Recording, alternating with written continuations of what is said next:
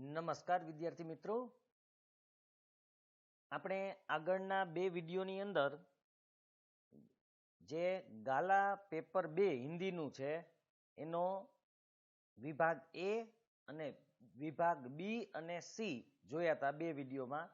આજે આપણે વિભાગ ડી જોવાનો છે, જે લેખન વિભાગ છે, જેની અંદર પ્રયોજનમૂલક જે હિન્દી, કહાની, પછી પેરેગ્રાફ ઉપરથી પ્રશ્ન જવાબ અને નિબંધ આવે છે. તો 3 નિબંધ, કહાની બધું લેખિત સ્વરૂપમાં આપણે આજે સમજવાનું છે. વિદ્યાર્થી મિત્રો, જો તમને વિડીયો પસંદ આવે તો લાઈક કરજો, શેર કરજો. જે વિદ્યાર્થી મિત્રો હજુ ચેનલને સબસ્ક્રાઇબ નથી કરી તે સબસ્ક્રાઇબ કરજો, અન્ય મિત્રોને પણ કરાવજો, જેથી આવા જ વિડીયો તમને મળતા રહે. મિત્રો, લાઈક કરી મને પ્રોત્સાહન આપજો, જેથી આવા જ વિડીયો બનાવતો રહું. અને ઘણા બધા નિબંધોનો વિડીયો પણ હવે ધીરે ધીરે આપણે બનાવશું, માટે ચેનલ સાથે જોડાયેલા રહેજો. તો આપણે વિભાગ એ અને વિભાગ જે બી છે એ આપણે પહેલા જોઈ ગયા છીએ. બાકીના વિભાગ આપણે જોવાના છે. અને હા મિત્રો, આ જે મેં આપણી જે સાઇટ છે બાલાજી ક્લાસીસ જામનગર blogspot.com એના ઉપર મૂકેલું છે. તમે એમાં એક બે વિભાગ જોયા જ હશે. એની જ અંદર નીચે આ પેપર ફરીથી મૂકેલું છે, એટલે કે નવા વિભાગ છે એ ફરીથી એમાં જ મૂકેલા છે. એટલે ફરીથી તમે સાઇટની મુલાકાત લઈ અને જોઈ લેજો. તો આપણે શરૂ કરીએ. લેખન વિભાગ જે ડી વિભાગ છે. તો લેખન વિભાગની અંદર સૌથી પહેલી વસ્તુ છે નિમ્નલિખિત સંક્ષિપ્ત ટિપ્પણી લીખીએ 3 માર્ક. જે આપણે પ્રયોજનમૂલક હિન્દી આપેલું છે એમાંથી જ હોય છે. એમાં સૌથી પહેલા कंप्यूटर. कंप्यूटर के लिए हिंदी में संगणक शब्द याद रखજો. कंप्यूटर ने हिंदी में અને संस्कृत में संगणक કહેવાય છે.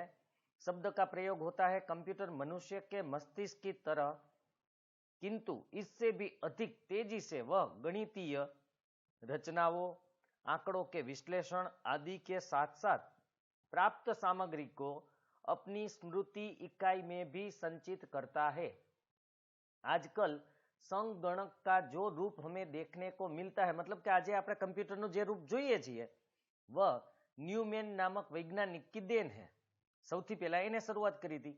सन 1642 में ब्लेन पास्कल नामक वैज्ञानिक ने यांत्रिक संगणक का आविष्कार किया था. संगणक का मूल इसमें देखा जा सकता है, એટલે કે આ જે બ્લાઇઝ પાસ્કલ હતો એને જે કમ્પ્યુટર બનાવ્યું હતું એ કમ્પ્યુટર જ આજનો કમ્પ્યુટરનું મૂળ છે. बाद में सन 1833 में चार्ल्स बेबेज ने एक विशेष किस्म के मशीन का आविष्कार किया जो एरिथमेटिक आउटपुट एवं कंट्रोल संबंधी व्यवस्था थी. इस दृष्टि से चार्ल्स बेबेज को आधुनिक कंप्यूटर का पिता कहा जा सकता है. आज कंप्यूटर जगत में वैविध्यपूर्ण एवं विशिष्ट कार्य करने वाले अनेकविध कंप्यूटर उपलब्ध है. आजकल विज्ञान, वाणिज्य, स्वास्थ्य, संगीत, पत्रकारिता सहित सरकारी, अर्ध सरकारी एवं निजी कंपनियों, समाचार पत्रों, दूरदर्शन, आकाशवाणी, संचार सेवा, परिवहन आदि सभी क्षेत्रों में कंप्यूटर का उपयोग बड़े पैमाने से होता है. संचार क्रांति में कंप्यूटर की भूमिका महत्वपूर्ण रही है. अथवा એના અથવામાં એક છે પત્રાચાર. તો આપણે એની માહિતી જોઈ લઈએ. पत्राचार मनुष्य अपने विचारों एवं भावों को व्यक्त करने के लिए अपनी भाषा या बोली का लिखित स्वरूप में या मौखिक रूप में प्रयोग करता है. पत्राचार डाक विभाग की सहायता से दूर सुदूर विस्तारों में पहुंचाया जा सकता है. सामान्यतः पत्र 2 प्रकार के होते हैं, एक औपचारिक और अनौपचारिक दूसरा. હવે औपचारिक केने कहेवाय, अनौपचारिक केने कहेवाय? तो अपने निजी संबंधों में आत्मीयता से भरे स्वजनों, मित्रों और रिश्तेदारों को जो पत्र लिखे जाते हैं उसको अनौपचारिक पत्र कहते हैं. जो पत्र सरकारी विभाग, व्यावसायिक और प्रशासनिक कार्यालयों को लिखे जाते हैं उसको औपचारिक पत्र कहते हैं। अनौपचारिक એટલે કે એમાં કોઈ શિષ્ટાચારની જરૂર ન હોય, આપણે લાગણીના સંબંધો હોય એને અનૌપચારિક કહેવાય, પણ જેમાં તમારે માન સન્માન જાળવવું પડતું હોય, જેમાં તમારે શિષ્ટાચાર જાળવવો પડતો હોય, જેમ કે કોઈ ઓફિસ, કોઈ સરકારી વિભાગ કે કાર્યાલયને પત્ર લખો તો એને ઔપચારિક પત્ર કહેવાય છે। ત્યાર પછી છે निम्नलिखित परिच्छेद को पढ़कर नीचे दिए गए प्रश्नों के उत्तर लिखिए। 6 मार्क છે तो અહીંયા पैराग्राफ આપેલો છે। जीवन में साहित्य की उपयोगिता अनिवार्य है। साहित्य मानव जीवन को वाणी देने के साथ समाज का पथ प्रदर्शन भी करता है। खास एक मित्रों याद रखજો, જ્યારે પેરેગ્રાફ ઉપરથી પ્રશ્ન જવાબ લખવાના હોય ત્યારે પેરેગ્રાફ પહેલા તો સારી રીતે વાંચી જવો, અર્થ સમજી લેવો, પછી પ્રશ્ન ગોતવા। ઘણા બધા વિદ્યાર્થી શું કરે છે કે પહેલા પ્રશ્ન જુએ પછી એ પ્રશ્નનો જવાબ ગોતે, તો એ અનુકૂળ નહીં આવે। આખો પેરેગ્રાફ એક વખત વાંચી જાઓ, અર્થ સમજી જાઓ, પછી પ્રશ્ન ગોતો। એટલે અહીંયા આપણે શું કહેવા માંગે છે ખબર પડી જાય। તો સાહિત્ય की उपयोगिता अनिवार्य है। साहित्य मानव जीवन को वाणी मतलब के એને वाचा आपे छे और समाज को पथ प्रदर्शन भी करता, मार्गदर्शन। उपयोगिता की दृष्टि से देखे तो साहित्य के अध्ययन से अनेक लाभ है। साहित्य मानव जीवन के अतीत का ज्ञान कराता है, वर्तमान का यथार्थ चित्रण करता है और भविष्य के निर्माण की प्रेरणा देता है। प्रत्येक आने वाला युग और समाज इससे प्रेरणा लेता है। साहित्य ही हमें मनुष्य की कोटि में बनाए रखता है। कोटि એટલે એનો પ્રકાર, મનુષ્યના પ્રકારમાં આપણે આવીએ છીએ, મનુષ્યના રીતભાતમાં આપણે આવીએ છીએ, એનું કારણ છે સાહિત્ય। તમે જોયું કોઈ પશુઓ સાહિત્ય વાંચતા હોય? નહીં। किसी समाज का साहित्य क्षीण होने लगे, જ્યારે એને સાહિત્ય ઘટવા માંડે તો वह समाज भी रसातल को चला जाता है, એટલે કે एकदम अवनति થાય એની। साहित्य समाज के साथ कार्य करते हुए भी समाज के लिए प्रकाश के स्तंभ का कार्य करता है। साहित्य का आलोक पुंज सूर्य की भांति समाज के समस्त विकारों का हरण करता है, तभी वह सत्य साहित्य कहलाता है। प्रश्न, पहलो प्रश्न है साहित्य के अध्ययन से क्या लाभ होता है? तो साहित्य की मानव जीवन में विशेष उपयोगिता है। इससे मानव जीवन के अतीत का पूर्ण ज्ञान होता है। साहित्य वर्तमान का यथार्थ चित्र प्रस्तुत करता है। साहित्य भविष्य के निर्माण की प्रेरणा देता है। ત્યાર પછી 48મો પ્રશ્ન છે सत्य साहित्य किसे कहा जा सकता है? जो साहित्य समाज को सूरज की तरह प्रकाश प्रदान करता है और सभी विकार दूर करता है उसको सत्य साहित्य कहते हैं। ત્યાર પછી 49મો પ્રશ્ન છે साहित्य क्या कार्य करता है? तो આપણે એનો જવાબ જોઈ લઈએ। खास याद रखो साहित्य का कार्य क्या है? तो साहित्य मानव जीवन को वाणी देता है और समाज को सही मार्गदर्शन देता है। આપણે કીધું ને પથ દર્શન કરાવે, પથદર્શક છે। कोई समाज कब रसातल को चला जाता है? जब किसी समाज का साहित्य क्षीण होने लगता है तब समाज रसातल को चला जाता है। तीनों कालों के संदर्भ में साहित्य का कार्य क्या है? तीनों काल मतलब के भूतकाल, भविष्यकाल और वर्तमान काल, तीनों के संदर्भ में हमको उसका कार्य बताना है। पहला, साहित्य मानव जीवन के अतीत का ज्ञान, वर्तमान का यथार्थ चित्र और भविष्य के निर्माण की प्रेरणा देता है। तीनों काल यहाँ पे आ गए हैं। 52, इस परिच्छेद को उचित शीर्षक दीजिए। शीर्षक साहित्य की उपयोगिता, तमे खाली साहित्य पण आपी सको छो, सिर्फ साहित्य ऐसा भी शीर्षक आप दे सकते हैं, लेकिन साहित्य की उपयोगिता यहाँ पे उचित शीर्षक होगा। नियमानुसार पत्र लिखिए, 5 मार्क। पत्र में जो हमको एड्रेस दिया गया है वही लिखना है। 10 मॉडल टाउन, नई बस्ती, दीनबंधु रोड, दिल्ली 110006 से कुमारी सरोज वडोदरा निवासिनी अपनी सखी कुमारी कीर्ति को रक्तदान का महत्व समझाते हुए पत्र लिखती है। तो उत्तर है, पहले हमको यहाँ पर एड्रेस लिख लेना है। 10 मॉडल टाउन, नई बस्ती, दीनबंधु रोड, दिल्ली 110006, 15 जनवरी 2022। ધ્યાન રાખજો, અહીંયા તારીખ લખવાની છે। તારીખ આપણી પરીક્ષા પહેલાની હોવી જોઈએ। यहाँ जो हम दिनांक लिखेंगे वो परीक्षा की आगे की होनी चाहिए। प्रिय सखी कीर्ति, ये संबोधन है। यहाँ पे सखी या कोई दोस्त होता है तो उसको हम प्रिय लिख सकते हैं। कीर्ति, सप्रेम नमस्ते, तुम्हारा पत्र मिला, यह पढ़कर खुशी हुई कि तुमने अपने स्कूल में आयोजित रक्तदान कार्यक्रम में उत्साहपूर्वक अपनी सेवाएं दी। यूं तो आज रक्तदान सबसे बड़ा दान माना गया है। रक्तदान से जो रक्त एकत्र किया जाता है उसको रक्त बैंकों में रखा जाता है। रक्त बैंकों में एकत्र रक्त घायलों और रक्त की कमी वाले मरीजों को दिया जाता है। युद्ध में घायल हुए सैनिकों के लिए रक्तदान शिविर लगाए जाते हैं। कुछ बीमारियों के इलाज में बाहर से रक्त देना जरूरी होता है। उचित रक्त की व्यवस्था के बिना डॉक्टर ऑपरेशन भी नहीं करते। रक्तदान में महत्वपूर्ण बात यह है कि रक्त तंदुरुस्त व्यक्ति का ही लेना चाहिए। रक्तदान से रक्तदाता को न कमजोरी आती है न अन्य कोई हानि होती है। रक्तदान के बाद उसे एक प्रमाण पत्र दिया जाता है। सर्टिफिकेट આપણે આપવામાં આવે છે, उसके द्वारा हमको सर्टिफिकेट दिया जाता है। इस प्रमाण पत्र के आधार पर जरूरत पड़ने पर रक्तदाता खुद अपने लिए या किसी सगे संबंधी को आसानी से रक्त उपलब्ध हो सकता है। रक्तदान आज के समय की एक खास जरूरत बन गया है।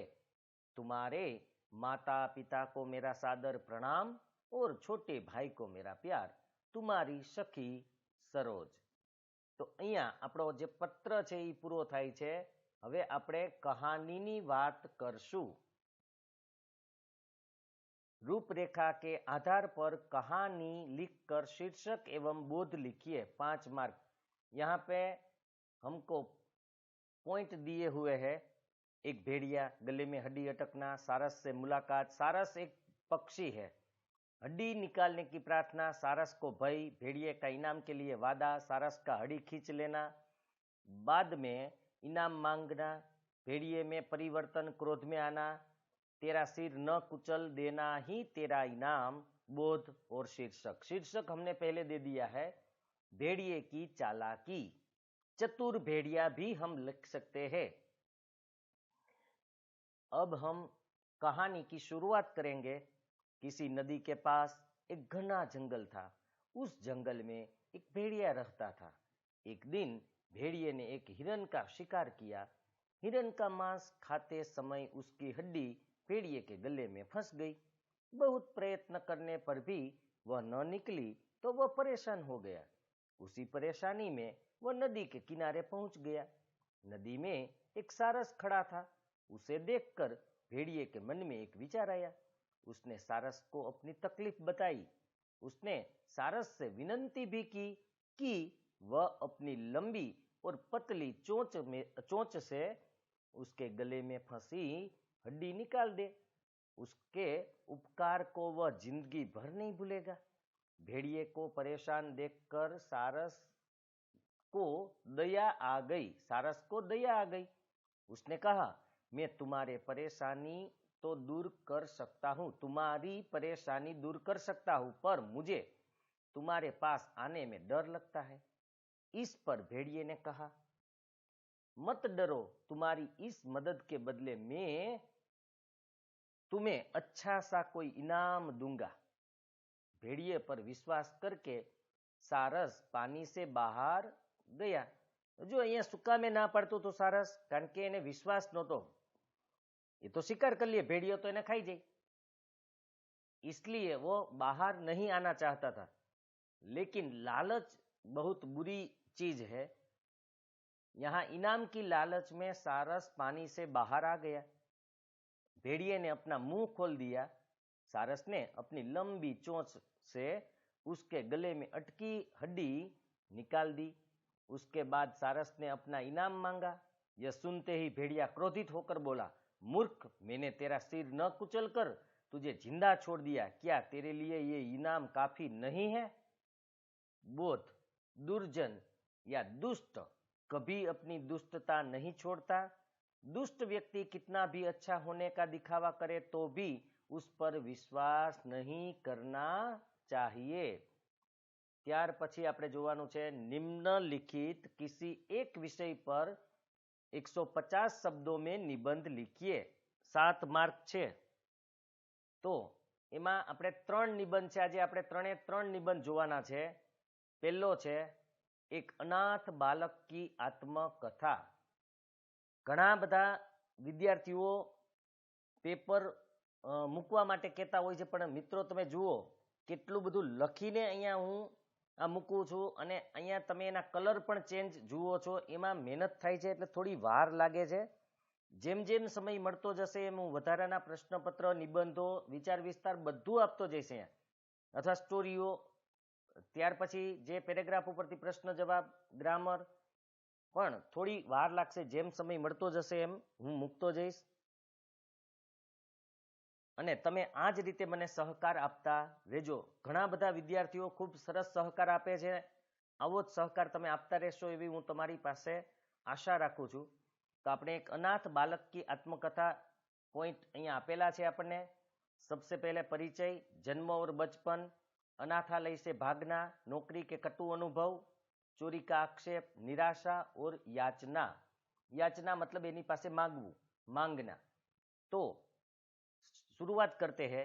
महोदय, आप मेरे बारे में जानना चाहते हैं, लेकिन मैं असमंजस में हूं कि मैं आपको क्या बताऊं। मैं एक अनाथ बालक हूं। इस दुनिया में अपना कहने लायक मेरा कोई नहीं है। बस यह धरती ही मेरी माँ और आकाश ही मेरा पिता है। मेरा जन्म आज से 12-13 साल पहले इसी शहर में हुआ था। मुझे पता नहीं है कि मेरे माँ बाप कौन है। मैंने उन्हें कभी नहीं देखा। क्या मालूम वे इस दुनिया में है भी या नहीं। मेरा तो बचपन एक अनाथालय में ही बीता। वहाँ ही मैंने बोलना और चलना सीखा। वहाँ के स्कूल में मैंने थोड़ा बहुत पढ़ना लिखना सीखा। मेरे जीवन के पहले 10 साल तो वहाँ किसी तरह बीत गए, लेकिन बाद में मेरा मन उबने लगा। फिर मैं अनाथालय से भागकर भीख मांगकर जीने लगा। उस दया और याचना की जिंदगी से मुझे नफरत होने लगी। कभी किसी सज्जनों की ओर से खाना दिया जाता तो कभी बाहर गाकर बजाकर अनाज और पैसे मांग लाने पड़ते। मुझे लगा कि यह भी कोई जीना है, ऐसे जीवन से तो मर जाना अच्छा। एक दिन भीख मंगों की टोली में से मौका देखकर मैं भाग निकला। भीख मंगो मतलब कि जहां पर भीख मंगाई जाती थी, ऐसी टोली। मैंने सोचा था कि अब मुझे कोई अनाथ नहीं कहेगा। बाहर की दुनिया में आकर मैं काम की तलाश में इधर उधर भटकने लगा। कोई पूछता तुम्हारे माँ बाप कौन है, कोई पूछता तुम्हारा घर कहाँ है, कोई कहता कि किसी की पहचान वाले व्यक्ति का नाम दो, किसी पहचान वाले व्यक्ति का नाम दो। मैं क्या जवाब देता। एक प्याऊ पर मतलब कि जो पानी पिलाने की जगह होती है जहां हम पानी पी सकते हैं, तो प्याऊ पर पानी पिलाने वाले पंडित ने मुझसे हमदर्दी बताई। उसी की सिफारिश मतलब कि लागवग पर एक दिन एक सेठ को मुझ पर दया आ गई। उन्होंने अपनी दुकान में मुझे नौकरी दे दी। वहां पर मैं छोटा मोटा काम करता था, जैसे कि चाय पानी लाना, साफ सफाई करनी। एक दिन की बात है कि दुकान में से मुनीम से 500 रुपये खो गए। मुनीम को मुझ पर शक हुआ। मैंने अपनी पूरी सफाई दी, लेकिन उन लोगों ने मेरी एक नहीं सुनी और मार पीट कर मुझे निकाल दिया। महोदय, तब से कई छोटी मोटी नौकरियां की, लेकिन पेट भरने से अधिक कहीं कुछ नहीं मिला। आज सुबह ही कांच के बर्तन फूट जाने पर शरबत वाले ने मुझे कई थप्पड़ मारे। मैंने उसके यहाँ काम करना छोड़ दिया। भूख और अपमान से परेशान होकर मैं इस बाग में आकर बैठा ही था कि आपसे मुलाकात हुई। यही है मेरी आप बीती, इसमें न कहीं आशा है न कोई उम्मीद है, सचमुच इस दुनिया में अनाथों का कोई नहीं है। क्या आप मुझे कहीं कोई काम दिलवा सकते हो जो आप मुझ पर यह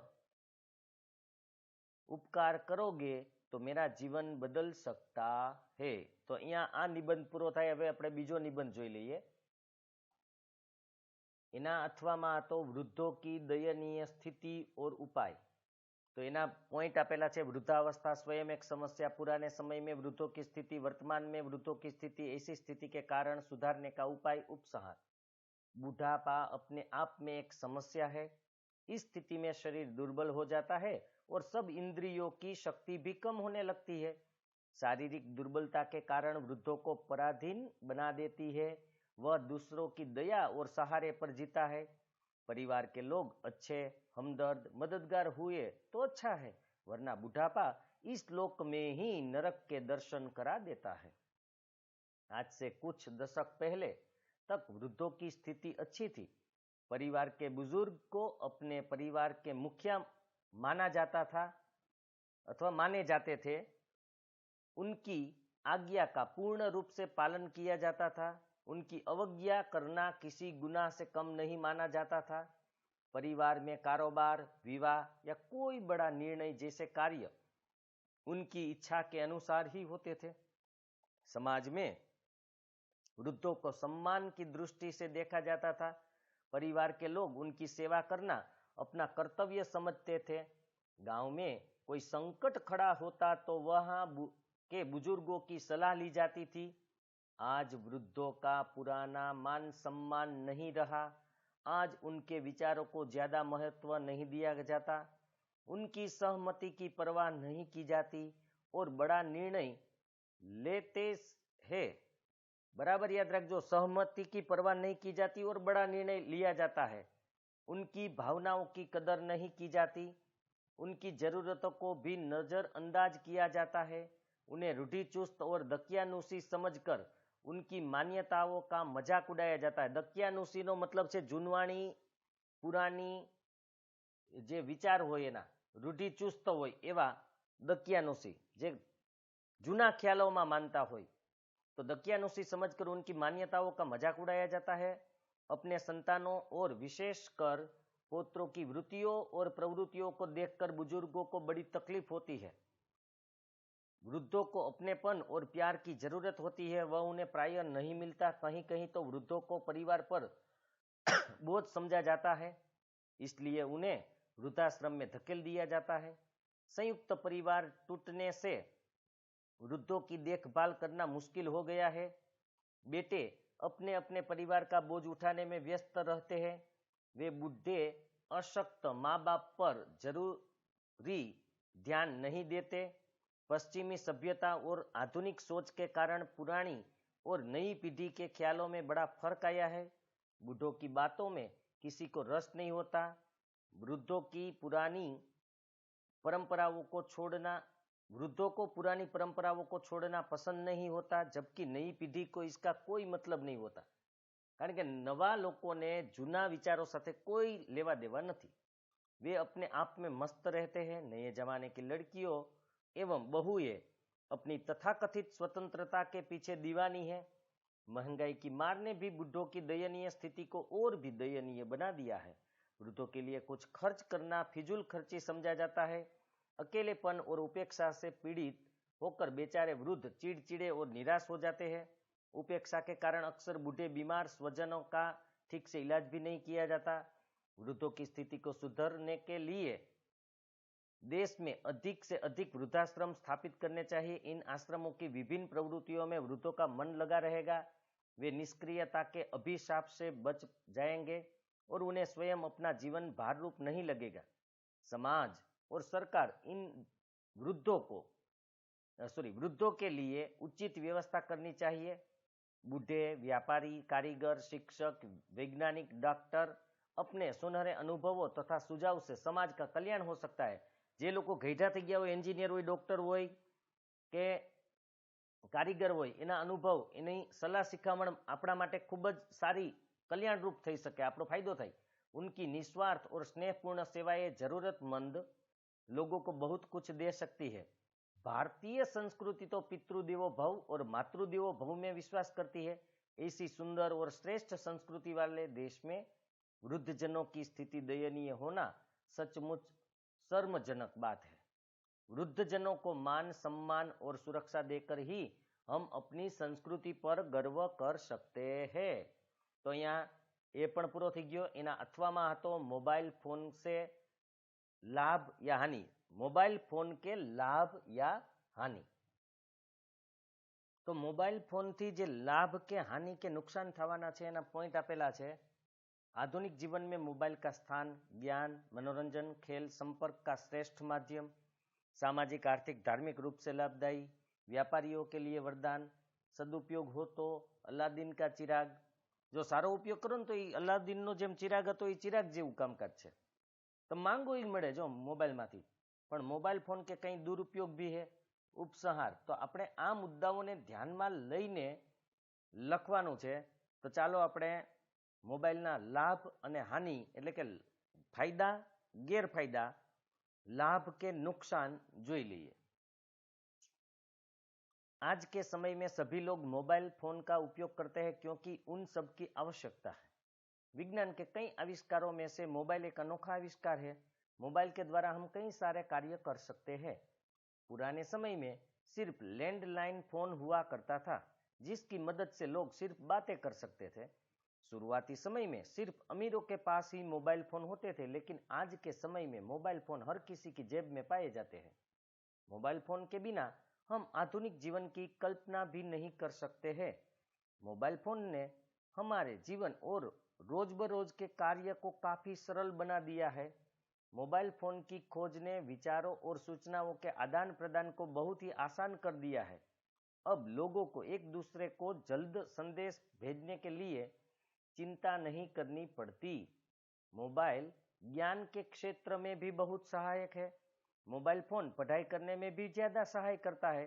किसी विषय की जानकारी हमें मिल सकती है। हम किसी विषय की पढ़ाई कर रहे हो और कोई शब्द समझ में नहीं आता तो हम मोबाइल फोन में उपलब्ध इंटरनेट का उपयोग करके उसके बारे में जानकारी हासिल कर सकते हैं। मोबाइल फोन की मदद से हम दूसरी भाषाएं भी सीख सकते हैं। आज के व्यस्त समय में मनोरंजन प्राप्त करना बड़ी समस्या है। पहले के जमाने में लोग थिएटर में जाकर फिल्म देखते थे, किंतु आज व्यस्तता भरे जीवन में समय निकालना बहुत कठिन हो गया है। मोबाइल से हम फिल्म देख सकते हैं, गाना सुन सकते हैं, गेम खेलकर मन को प्रसन्न कर सकते हैं। किसी भी देश में चल रहे खेल की स्पर्धा का जीवंत प्रसारण भी हम देख सकते हैं। मतलब के लाइव मैच कोई पण न होय, मैच એટલે क्रिकेट मैच नहीं, मैच એટલે स्पर्धा, कोई पण स्पर्धा જોઈ શકીએ। हम कहीं से भी किसी का कोई भी वक्त संपर्क कर सकते हैं। शहर हो या गांव, किसी भी जगह मोबाइल नेटवर्क हमें मिलने से मुश्किल समय में मदद मिल सकती है। पहले के जमाने में संदेश भेजने में ज्यादा समय लगता था, किंतु आज तो सोचते ही हम अपने सगे संबंधी, रिश्तेदार और मित्रों से बात कर सकते हैं। एक दूसरे के साथ खुशी और दुख को बांट सकते हैं, जिससे हमारा उससे नाता बढ़ता है। मोबाइल से विदेश में बैठे व्यक्ति से भी आसानी से हम बात कर सकते हैं। यह पहले बहुत ही मुश्किल था। आजकल तो हम मोबाइल से वस्तुएं भी खरीद सकते हैं, उसका भुगतान मतलब के पैसा पण आपी सकीए, भुगतान भी मोबाइल से कर सकते हैं। एक तरह से कहे तो मोबाइल ही अब बैंक बन गया है। उसकी सहायता से आप रुपये भेज सकते हो और मंगवा भी सकते हो। पैसा मोकली पण શકીએ છીએ અને મેળવી પણ શકીએ છીએ। धार्मिक दृष्टि से भी मोबाइल उपयोगी हो गया है। जैसे कि मंदिरों के हम ऑनलाइन दर्शन कर सकते हैं, धार्मिक कथा का श्रवण कर सकते हैं, विशेष त्योहार पर उसका जीवंत लाभ ले सकते हैं। अगर हम किसी गलत जगह पर पहुंच जाते हैं या रास्ता भूल जाते हैं और वहां से कहां जाना ये समझ में न आए तो मोबाइल हमें सही रास्ता बताता है। अकस्मात के समय में जल्दी ही मेडिकल सारवार उपलब्ध हो सकती है। औरत और लड़कियां मोबाइल के कारण सुरक्षित आ जा सकती है। मोबाइल फोन से हम जब भी चाहे तब फोटो खींच सकते हैं और वीडियो बनाकर अपने यादगार क्षण को मोबाइल के कैमरे की सहायता से संभाल कर रख सकते हैं। मोबाइल के कारण हमें नंबर भी याद रखने की आवश्यकता नहीं रही। इसी तरह मोबाइल के कई सारे लाभ हैं, परंतु लाभ के साथ साथ इसके नुकसान भी है। मोबाइल से आंखें कमजोर हो जाती है। छोटी उम्र वाले बच्चों पर इसका बुरा प्रभाव पड़ता है। मोबाइल की या गेम की आदत हो जाने का डर भी रहता है। मोबाइल से निकलने वाले किरणों के कारण हमारे स्वास्थ्य पर असर होता है। वाहन चलाते समय फोन का उपयोग अकस्मात को न्योता देता है। विद्यार्थी को पढ़ने में मन नहीं लगता और समय बर्बाद होता है। परिवार में बातचीत कम हो जाती है, कारण के બધા फोનમાં પડ્યા હોય, कोई बात ज न करे, सब अपने अपने फोन में व्यस्त रहते हैं। इसी तरह मोबाइल के लाभ और हानि दोनों हो सकती है। अब यह हमें तय करना है कि उसका उपयोग कैसे और किस काम में करें। जो समझदारी से उपयोग करे तो कई सारे लाभ हमें मिल सकते हैं। तो मित्रों, आशा રાખું છું કે તમને વિડીયો પસંદ આવ્યો હશે। તમે લાઈક કરશો અને શેર કરશો। નેક્સ્ટ પેપર અથવા તો અન્ય નિબંધો સાથે ફરીથી આપણે મળશું।